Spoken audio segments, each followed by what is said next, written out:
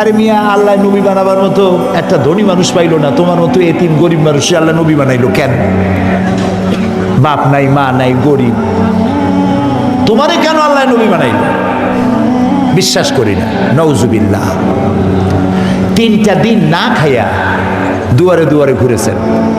তারপরে যখন দেখলেন যে না, এরা ঈমান আনবে না, তখন তিনি নেতাদের বললেন, আচ্ছা তোমরা তো কেউ আমার কথা শুনলে না, আমি মক্কায় চলে যাই।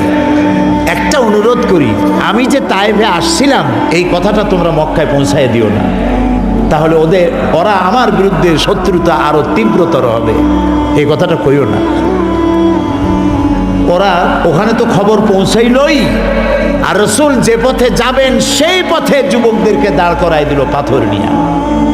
আমার জীবনে একটা বার সেই রাস্তাটা দেখার তৌফিক আল্লাহ দিয়েছেন, যেখানে রাসূল অত্যাচারিত হয়েছিলেন। দুদিকে পাহাড়, দুদিকে পাহাড়, ক্ষুধার্ত নবী, রহমতের নবী, 3 দিনের না খাওয়া। যাইদ সাথে, রাসূলুল্লাহ যাচ্ছেন, যুবকেরা পাথর মারা শুরু করে দিয়েছে। ইট গায়ে মারলে, মাটি গায়ে মারলে তার এক রকমের ব্যথা, আর পাথর মারলে ব্যথাটা কি হয়? শরীর কাটতেছে, রক্ত ঝরতেছে। রাসূলুল্লাহ পড়ে গেলেন, যুবকেরা এসে জোর করে ধাক্কা মেরে জবরদস্তি করে হাঁটালো, আর পাথর মারলো, আবারও পড়ে গেলেন। আমি সেই 2 জায়গা দেখেছি, যে 2 জায়গায় বেহুশ হয়ে পড়েছিলেন। আবার জোর করে দাঁড় করে আবারও ধাক্কা মেরে হাঁটাচ্ছে। আল্লাহর ফেরেশতারা কাঁদতেছে রাসূলুল্লাহর অবস্থা দেখে। 3য়বারের মতো যেখানে তিনি বেহুশ হলেন, সেখানে ছোট্ট একটা মসজিদ আছে ভাঙ্গা, এখানে রাসূলুল্লাহ একদম বেহুশ হয়ে গেলেন, শরীর থেকে রক্ত ঝরতেছে। যখন তিনি হুশে এলেন, হযরত জিবরাইল বললেন, ইয়া রাসূলুল্লাহ, আপনার এই কষ্ট দেখে অসহ্য হয়ে গেছে, আমি পাহাড় পরিচালক ফেরেশতার সাথে করে নিয়ে এসেছি, আপনি অনুমতি দেন এই 2টি পাহাড়কে মিলায় দিয়া কাফের গুলাকে পিষে মারিয়া শেষ করে দে। আল্লাহর নবী বলেন, জিবরাইল, আমি যদি হুকুম করি আর আমার হুকুম মতো পাহাড় চাপা দিয়া সবগুলি তাইফের মানুষগুলি যদি সব মেরে ফেলে দাও, একটা কাফেরও যদি বেঁচে না থাকে, তাহলে আমি কার কানে পৌঁছাবো? লা ইলাহা ইল্লাল্লাহু মুহাম্মাদুর রাসূলুল্লাহ।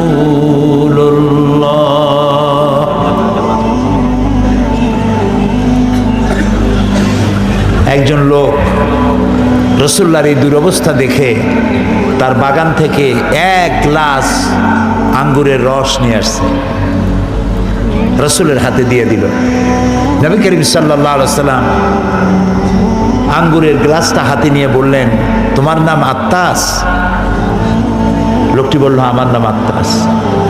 তোমার বাড়ি ইউনূস আলাইহিস সালামের গ্রামে, সেই এলাকায়? তিনি বললেন, হ্যাঁ।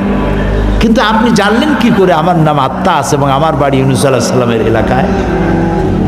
রাসূলুল্লাহ বললেন, হযরত ইউনূস নবী, আমিও নবী, এক নবীর খবর আর এক নবীর কাছে থাকে।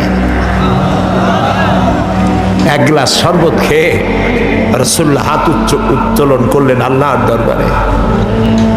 ক্ষুধার্ত, নির্যাতিত, রক্তাক্ত রহমতের নবী 2 হাত তুলে বলছেন, আল্লাহ, এই কাফেরেরা ওরা বোঝে নাই যে আমি তোমার নবী, ওরা বোঝে নাই যে আমি তোমার রাসূল, ওরা যে আমাকে মারলো, এই অপরাধে তুমি এদের উপরে গজব দিও না, আল্লাহ এদেরকে হেদায়েত নসিব করে দাও।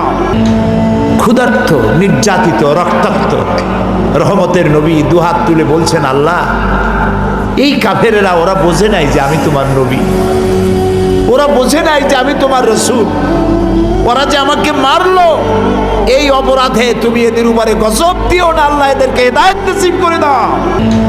ক্ষুধার্ত, নির্যাতিত, রক্তাক্ত রহমতের নবী 2 হাত তুলে বলছেন, আল্লাহ, এই কাফেরেরা ওরা বোঝে নাই যে আমি তোমার নবী, ওরা বোঝে নাই যে আমি তোমার রাসূল, ওরা যে আমাকে মারলো, এই অপরাধে তুমি এদের উপরে গজব দিও না, আল্লাহ এদেরকে হেদায়েত নসিব করে দাও। ক্ষুধার্ত, নির্যাতিত, রক্তাক্ত রহমতের নবী দুহাত তুলে বলছেন, আল্লাহ এই কাফেরেরা ওরা বোঝে নাই যে আমি তোমার নবী, ওরা বোঝে নাই যে আমি তোমার রসূল, ওরা যে আমাকে মারলো এই অপরাধে তুমি এদের উপরে গজব দিও না, আল্লাহ এদেরকে হেদায়েত নসিব করে দাও। ক্ষুধার্ত, নির্যাতিত, রক্তাক্ত রহমতের নবী দুহাত তুলে বলছেন, আল্লাহ